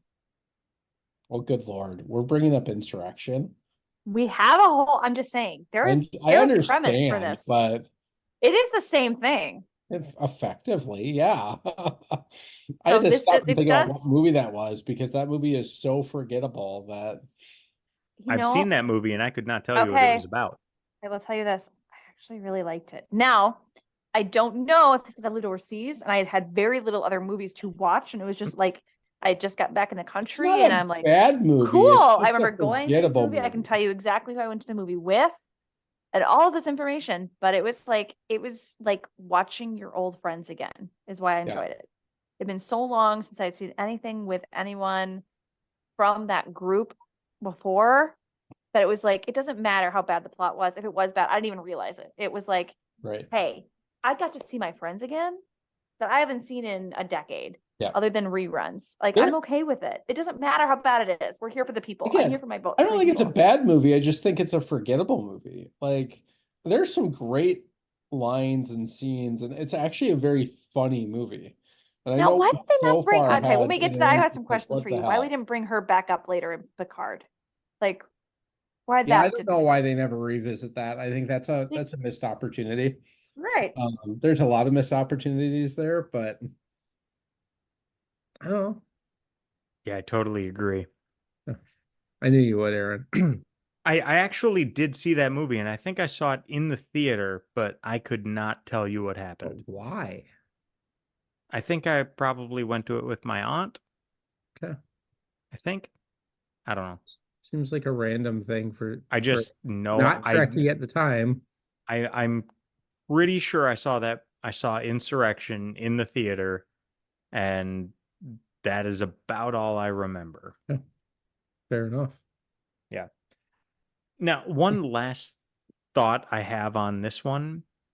How much time passed between when Kirk drank his coffee and Spock fixed the Enterprise? That's a great question. They don't really address that, do they? No. And again, that's why I think Inception did it better. Because they made it clear. Here's what's going on in this time frame. Here's what's going on in this level. Here's what's going on at this level. And how much time is passing in each one. Fair. But yeah, that, and in the end, it doesn't really matter, because I think they, to give some credit to the execution of it, is that they made it clear when things were slowed down and when things were quick. And then the continuity of that,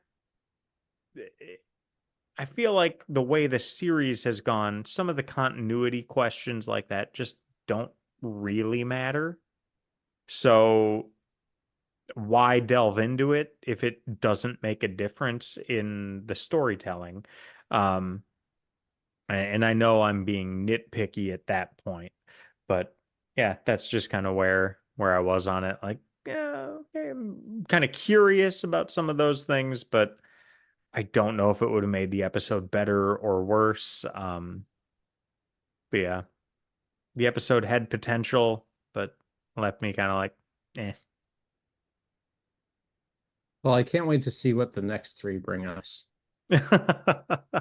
We're getting towards the end here. We are. I was doing the math, depending on how we want to break it down.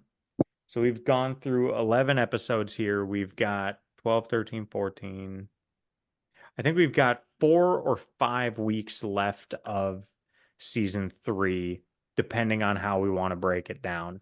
I think that gives us 4 weeks of 3 episodes and then 1 episode and a recap of the season, or we could do Or the three, whole three, show. 2 and 2. Yeah, kind of breaking all that down. And then I figured I would check out the animated series a little bit and determine if that might be we just watch the entire animated series and knock it out in 1 or 2 episodes, or if it's worth breaking down episode by episode like we've Yeah, been doing. that's fair. I have not watched a minute of the animated series. Yeah. And then we'll have movies 3 and 4, and then we're into next gen. So we'll be getting into I already that told within him a I'm not couple months watching here. animated series, so you just Yeah. have fun with that. I will draw the limit at watching cartoon Star Trek. I'm Well, sorry. I'm gonna call nonsense on you for a second because Don't you call nonsense on me. I have opinions. And my opinions you're are not allowed to watching have that. opinions. You're also allowed to be wrong, and you are wrong. I won't even know it. I'm not watching it. I look, and we're Nate loves. so hang on. far away Let me from guess here. I got Let me guess the here. look. He just told Let me me guess here. look. He is Nate- serious. Nate loves Lower Decks, Lower Decks is great. and he loved Prodigy, which is Prodigy now is on really Netflix. Who knows where it'll be when we get there? But Listeners, Paramount y'all canceled can't it. see the And intensity it's all on on Netflix. Nathaniel's Netflix face picked right up now. It season is 2. intense. Netflix is releasing season 2 in 2024. Mm-hmm. It's done. They just haven't released it yet. Mm-hmm. And there I'm are not watching the talks original of series on cartoon. that's fine. Lower Decks is amazing. That one looks funny. I have seen it's more humorous Like though, so Lower it's not Decks like is Katie doesn't watch she watches some Star Trek with me out the newer stuff. She gave up on like the early seasons of Lower Decks because you kind of have to watch Star Trek to get Lower Decks. It's a nostalgia ride, right? I mean, it's all these little like niche references to other things. But the most recent season, she pretty much watched all of it with me, and she really liked it. And I think every season of that show they do gets better and better. And it's so different from everything else that's ever been done. It somehow manages to capture what Star Trek is and also make fun of Star Trek and be really hysterical all at the same time. I don't know if either one of you ever watched The Orville when that was on. Nope. Kind of very similar of like, we're going to take all the. I have that on my list of Oh my God, as The we Orville is progress through Star Trek. I want to watch that as well. You could probably pick once it I up. reach that point. I'm sure I could pick it up. The original series, you have all the background you need to watch The Orville and appreciate it. It's great. Seth MacFarlane's hysterical. Yeah. Like a talented dude. Mm-hmm. I've heard really only good things about it. Oh, it's great. It's absolutely fantastic. I'm still hoping they do at least another season of it. It's kind of in this weird. I did think I read that it's been canceled or non-renewed. Yeah, but that happened before too. True. And then Hulu picked it up for another season. So I don't know. If they do, I've heard The Orville is good. It's a great show. So I'd be really happy rewatching it. Yeah. The other thing I'll bring up, and Abbie, this is more geared towards you, because I randomly, I was searching for stuff to read, and I randomly grabbed a Star Trek graphic novel off Kindle Unlimited called The Q Conflict. And the entire basis of this is that there are these lower races that every once in a while rise up and challenge the Q continuum to be the predominant omnipotent race of the universe. And do you know who those races are? Humans? Nope. The Metrons, the Organians, and Shalane. All Organian. species, the Squire of Gothos, Okay. all of those episodes are like, wow, these races are very Q-like. Are they like Oh, I saw. part Yeah, of we the talked about this. continuum? No, Yes. they're according to this comic book, this graphic novel, they are competing races that are at odds with the Q. No way. Yes. Because So that's that's the crazy. I whole like, love that someone else thought that and had to yeah, pull it's that the through whole premise of with the their graphic novel storyline. is That is these fantastic. 4 different races competing against each other. I just thought that was very funny to read, and like I grabbed it randomly. I didn't like, cool, it's free, it's on Kindle Unlimited, I'll read this. And Nice. that's what it was all about. It was like, wow, we've actually discussed this, and we were not that far off base. Nice. So I See, thought that was we're not interesting. silly. We know we're talking. We're Yeah, experts. exactly. Listeners, we're experts. We know what we're talking about. Yep. So anything else you want to cover? I'm Aaron, out of tell us town next week. tell us about that little piece we were talking about Paramount Plus and William Shatner and Oh people yeah. trying to Let troll me him a little bit. find. How about that? I thought it was interesting. Yeah, hang on. I While wanna you're just doing pull up that, because I'm the gonna Twitter forget, thread. and you're looking that up, I haven't had a chance to listen to it yet, but apparently very recently, Shatner was on Mark Maron's podcast, Oh and yeah. it's a fucking riot. Did you listen to Everything it, I did you read, say? like he comes out swinging. Hmm. Apparently, Mark makes some comment about all the wives that Shatner has had, like some stupid joke, and Shatner's response is, "Go fuck yourself." All right. So I listened to Marin's podcast a long time ago. I don't think I ever Um, have. but I haven't in a long time. So let me see. Somebody had like a few days ago. So we're recording this in January of 2024, whenever this gets posted. Um, but somebody had asked Shatner on Twitter basically Someone what asked he Kirk, thought, yeah, what he how do you thought feel about, about this? yeah. Somebody asked Shatner on Twitter what he thought about um, a new movie being announced through Paramount with Mhm. Picard. Mhm. And his response was, I think that a new movie with Sir Patrick is wonderful news. Um, and basically saying, like, yeah, I'm on board. I think this is a good thing. And then he started talking a bit. I'm trying to find some of it here. I think I know where you're going with this, but I'll let you finish. Well, he was saying then basically how they're trying to remove Kirk almost from Paramount's marketing Right. materials. So they're trying to remove Kirk from the marketing materials from for Star Trek. So they've got a bunch of the Voyager characters, Discovery, Strange New Worlds, Picard, even some of the animated stuff. And then they've got Uhura and Spock, no Kirk anywhere on it. And Shatner responded to this question by basically saying it's not the first time and it's been going on for years. It makes no difference to me that a group who think they are, quote, enlightened or whatever they think they are obviously feels threatened by the Kirk character.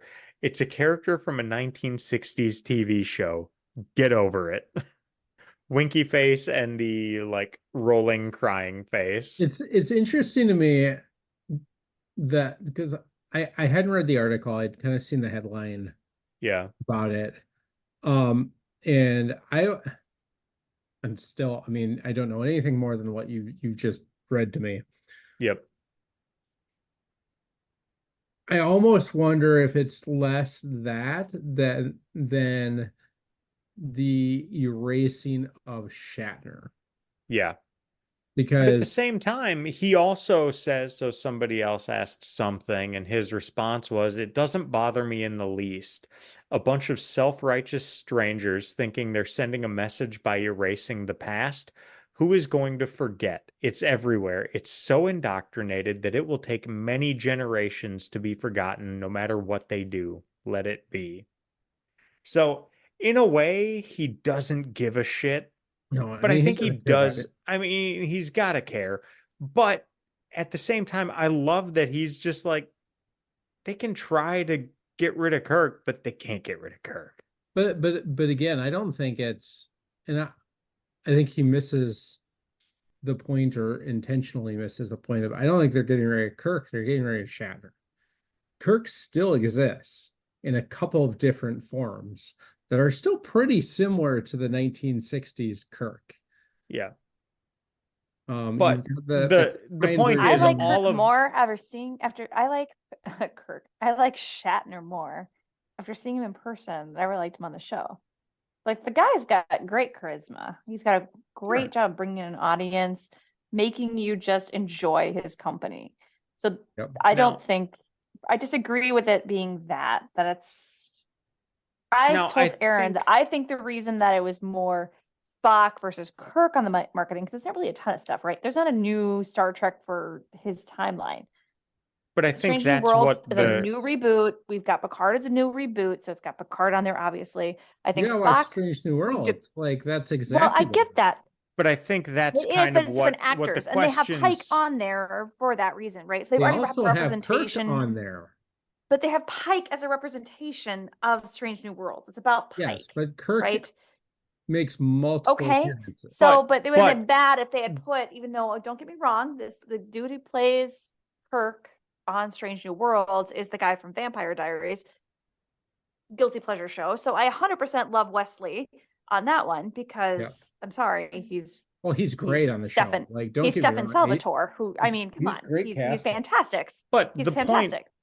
No, hold on. But I told you though, is I don't think they were trying to erase Shatner, as you're saying, Nate. I just don't think he necessarily fit into the marketing because there isn't they're not trying to promote old school Star Trek. They're trying to promote, get into the new Star Trek, get into these new No. shows, get into the new stuff. And Spock is in the new and the old. That's He's fair. been in the new movies and stuff like that. So I don't think it was as deliberate as they're trying to make it seem.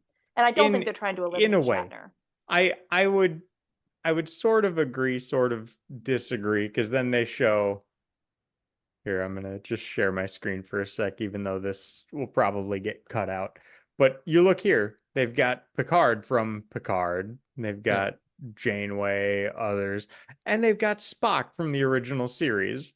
So, I mean, Yeah, but they've got Geordi from the original series, so he's not a captain. well, but here's which how again I'll kind of counter, adds and to the I'll point. agree with Aaron So on this. They've that- got the characters that pull through a lot But and are pull- unique. Pull that back up for a second. And for the listeners, if we have any, list out who we're seeing in this picture. All right, but so if I go around and hang on, I'm gonna find my little. So I like Zoom and I can do stuff like this. So I'm gonna find my arrows. Here we go. So to Aaron's point, current character on a TV show. So Captain Pike, right? Current character on a TV show, Michael Burnham. Current character on a TV show, Beckett Mariner. Current character on a TV show, Jean-Luc Picard. Current character on a TV show, Janeway. Is she a current character in a TV show? Prodigy, Really? That's what show is Prodigy?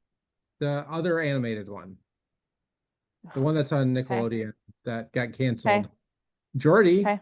also in Picard. There are 3 characters on here that are not in current shows.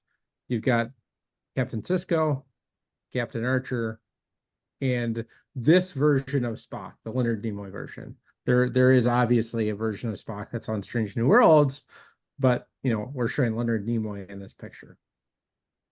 So yes and no, right? Now, are they showing the most? I don't know. It's an interesting decision to pick those. And like even down here. I mean, they have Uhura in this one, so I mean, so you've got original, and then 7 Uhura. of 9. I mean, so we've got But- Janeway and but 7 of 7 of 9 9. is Are we great going to be character. offended? There's no Chakotay in it. I mean, Well, But Kirk is a again, prodigy, so but flop. again, the point I think that's being discussed here is Kirk. I mean, Kirk in a way was Star Trek. Yeah, I mean, No? I get So that. I think Kirk probably should have been slotted in there, or probably instead of Uhura. I mean, let's be kind of real there. So- but she fit the Uhura fits a I But don't you already have know. Burnham, and you already have Beckett Mariner, and you already have Avery Brooks. So if we're gonna play the So- racial card, you've already fulfilled that. I Yeah. feel like Paramount doesn't feel like there's too many slots on that you can overfill. I'm gonna so I go back to a lot of things that, we want to read into it and pretend like there's more there. I'm more willing to bet that somebody who doesn't know anything about Star Trek put this together and picked out random people that they thought were relevant. Or they picked out a bingo card and were filling out a bingo card of people to include in some marketing materials. Or It could also like be you said, fan it could favorites. be Is it that bad to have the fan favorites be Spock? Like, I hate to say Yeah. it, but are I these the mean, fan favorites from that's these fair. shows? I'm sorry, think he are is all now. of these characters more popular than Captain Kirk? No, I would doubt that.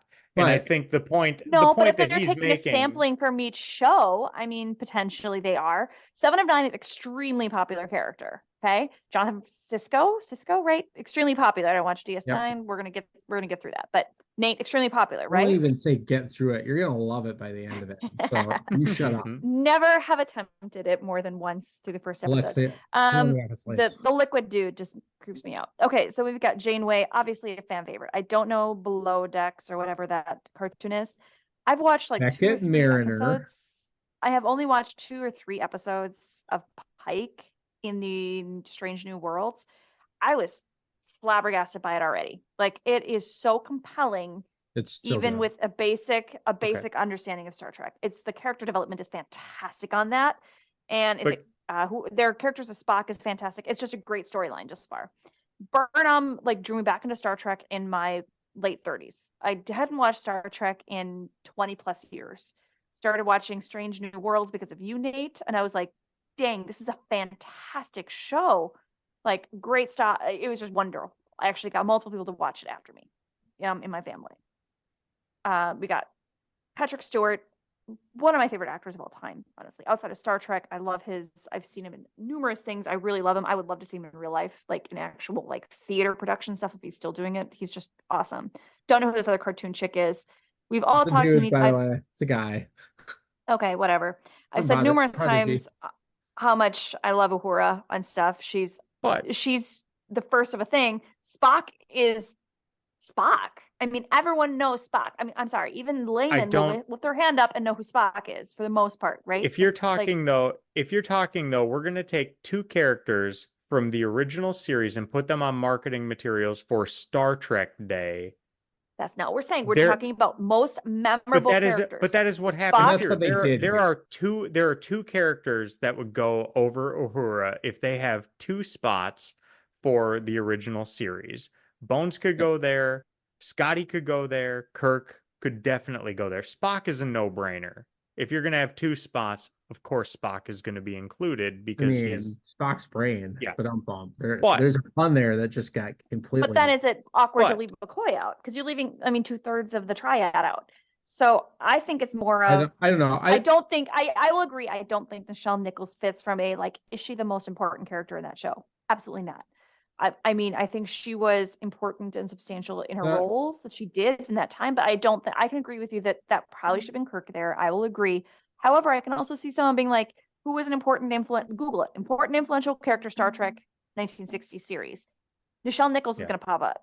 And so they're like, cool, we hit a ratio, pop her name in, let's do it. It doesn't hurt that she was liked by people. She was liked by the cast. She's been liked by fans for 50 years. So it doesn't hurt. I think that just kind of summarizes Shatner's point here of saying it's not the first time, and it's been going on for years that people are trying to get rid of Kirk. And he's saying it makes no difference to me that this enlightened or whatever they think they are group feels threatened by the Kirk character. It's a character from a 1960s TV show. Get over it. Because, yeah, is he I a don't, bit I don't know. misogynistic? I don't see it that way. I I like don't see it him. Abbie's way either, by the way. I still go Yeah. back to, I think this is a great example of Hanlon's razor. Familiar with that Explain. at all? Explain. What is that? Never attribute to malice what is adequately explained by Incompetence. stupidity. Yeah. Is that not a I'd more argue likely that's probably bad. It's probably situation some that bad they have marketing. some marketing department that thinks that they know what they're doing, but didn't actually do any of the market research or, anything to decide, and they just built it and they shipped it in an afternoon? Because Yeah, I tell But you, I could also see it being the approvers not being competent, but Yeah. one person saying, I don't like Shatner, I don't like Kirk, I'm not going to include him when I design this, and then they I kick think it up, attributes and then way never too much once malice. heard somebody and then the Malice takes assigners. so much effort and energy to Yeah. to be deliberately I've never, like that, like- and who's gonna call out someone from a 1960s show and be like, that guy? You know for a fact the marketing group is not that age. The marketing group is someone young, like Nate said, probably barely has watched Star Trek, and they're just like, who am I supposed to care about? None of that. You have to actually have passion, have malice, But and they to probably read bring someone online like that that. he's a they don't like sexist Chris pig. Pine, so they didn't. Yeah, he did. You They know, did, do and the that, Kirk character right? is a little bit, but I just don't think that I've ever heard, that I've never heard folks someone dislike the come to Kirk the character. character of Kirk and be like, we need to erase it from history. I think Shatner's a little over his skis on that one. Oh, And of frankly, I course. think he's just butthurt that he wasn't included. Should he have been Yeah. included? Should he be there? Absolutely. I'll argue that all day long. But I just don't think we have no data to say that that was an intentional decision based on, deciding that Yeah. the character of Kirk is problematic, so we're not going to include him. I don't buy that for an instant. Yeah. I don't know. Makes for some entertaining tweets to read, though. For sure. We live in a world where it's really easy to get people to spun up over the stupidest things. Yeah. So why not get spun up over that? I do think this is the title of the episode, though. What? What? What was your thing about Kirk, Aaron? What was his quote? Yeah. So we were talking in the car, and this is a story that needs some background to it. The first time we were ever in Alabama was the first time I was ever able to go to a Waffle House, which was awesome. I love Waffle House, and we went there, and they asked if I wanted grits, and I was like, I don't even know what grits is. And the response I got was, grits is grits. With the dumbest look ever. Like, and I was like, out of our restaurant. That tells me nothing. And so we were in the car, and I was talking about these tweets and the stuff that Shatner was saying, and Abbie was like, Kirk is Kirk. She was like, grits is grits, and I was like, Kirk is grits. Yep. So she was like, that's the name of the episode. Is. Kirk is grits. I will say this about Kirk, and I am the first one to call out every cringy, every problematical episode. Problematical. As much as Kirk does, that really just gives me the cringe factor sometimes. I don't dislike him. That's the killer of it. I like I Kirk. think the positives outweigh the negatives, right? Absolutely. And somehow I managed to forget all the cringe that he brings to it. Maybe it's because we're watching him week by week. I don't know. But at the end of the day, I like Kirk. I think he's a great leader. And Kirk is symbolic. Kirk is Starfleet. Kirk is the beginning. I'm sorry, Archer, you're not it. You're not Which it. then makes you wonder why Kirk. Archer was included, Uhura was included, and all these others were included I get on why those Archer was marketing included materials. Archer is the one person Yeah, that because they he's can't- the only they want person them to anyone know knows that from that series. Yeah, But- exactly. Other than the dog. We put the dog on the marketing. Yes. Exactly what you're saying there, though, makes you at least able to ask the question, where is Kirk? I think it's a Because fair question. I'm with without Nate. without I'm with Kirk, Nate. there's True no malice show. is Ignorance, not overstep. arrogance. But you would think that Ignorance, for how not many arrogance. people need to approve anything like that? For nobody to say, you know who's Come missing? on. How many times does that happen? Where One person. Oh, all the time. there are so you many get stuff examples through. of like, hey, Right. that tweet should never have been tweeted, or Yeah. like there There was are one I saw the so other many day people from on this Microsoft list. that like Oh, of all course. like everyone should have seen the sexual connotation that went with it, and nobody did. 100%. It happens all the time. So again, Let me attribute read this to malice you. to something that's equally attributable to stupidity. Oh yeah, I agree. It's almost always going to be stupidity. I can guarantee this is what happened. They Googled it. Star Trek series best characters. Yep. And it pulled up 47 names, and they went down that list. They're like, I've heard of that person. Check a Mhm. box. And Okay. S is way low on that list. Yeah. He Although came second. S, 'cause he's although Admiral. Spock is pretty high. I'm going to read this off, and you can. It I was going to makes say sense in my SH brain. for Shatner, but that's Yeah. higher than Stewart. It's not that. But it's boy. Okay, so they picked the one from that like black and white because the pictures are black and white for that original series. So it's Spock, Admiral James T. Kirk, and Leonard McCoy. So Spock, even Gen X has heard of Spock. I'm sorry to say. So they're like, okay, yeah, Spock, yeah, got that one. Check that box. Okay, 7 of 9, Jean-Luc Picard. Cool, we got our 3. We only have how many spots on this picture, right? So then we've got Data. I had like 18 spots on that picture. Okay, feel like Dr. Pulaski. I Go. feel like you I go. am going to Star Trek hell after that one. I'm so sorry. I am sorry. So sorry, Brent Spiner. Spiner. I don't even know how Spiner. I'm so sorry, Brent Spiner. I'm gonna meet him one day at our convention. He's gonna like remember me. Data, Worf, and then Scotty, Uhura, and then Kira, Miles O'Brien. Then we got Cisco, Otto. Odo. God. Otto, Odo. I don't know. We have I to don't watch that the one. damn show. Good God. He's freaky. He creeps me He's out. awesome. The dude's got he's just weird. He turns into soup. Weird. He sneaks up on people. I've got some like issues with people following. I don't know. Great character. I got some security issues here. Yeah, you were also like 12, so I feel like I'd still have those issues now. you'll get into it. If I have a plant in my house that can turn into a person, I've got a problem. Elam Garrick? Is that a friend? Eric I is don't even great. Yeah. Oh, is that the Cardassian from your show? Okay. And then we've got Sulu, Janeway, Chekhov, Quark, Dax. I am seeing a very large number of people from DS9 on this list. I wonder why. Riker. How is Riker not on that picture? Come on. They really didn't have anybody from Next Gen on there because the Picard picture, picture was from Picard. Yes, that's what I was saying. So they're trying to promote the shows. a lot of those, they're promoting the Paramount Plus original series. Yes, and that's fine. I think where the issue comes, malice or incompetence, is okay. Really, you picked 2 people from the original series and did not include the captain. I agree with you. I think that's a miss. I just don't think that you can say that it's malice. And I think that's for Shatner. It's funny when he says it's malice, though. I know, and is just like, as much as he says he doesn't care, I think he really cares. Yeah. Because then there's the question of why wasn't he included in the reboot movies and any of that stuff. And there's a lot of stories about why they asked him about that. He asked about that. They asked him supposedly, and this is hearsay. He's like, no, I don't want to just be in it to be in it for the. I've heard a lot of different stories. In different interviews, he said he was never asked. In other interviews, he said that he didn't like the part that they wrote for him. In other interviews, he said he was just done with the character.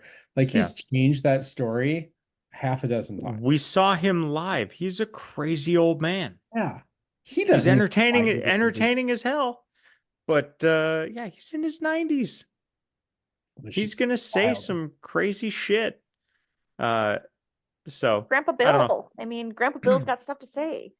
Yeah. But yeah. And from here on out, Grandpa Bill has things to say. I thought those were funny things. I liked the way that he did attack it. Just like this has been going on for years, and Like and he's just so you it can is just so see funny to watch it's him this talk out of total both like sides of his get off mouth. my lawn type moment Yeah. of like they've been trying to get rid of Kirk for years, and he's not going anywhere, and he was just like it's such I'm a part of sorry. the culture. How old is he? How old is he right now? What 92, almost This is a 93? 92-year-old replying online. Yeah, I am. Replying online. Dude wins.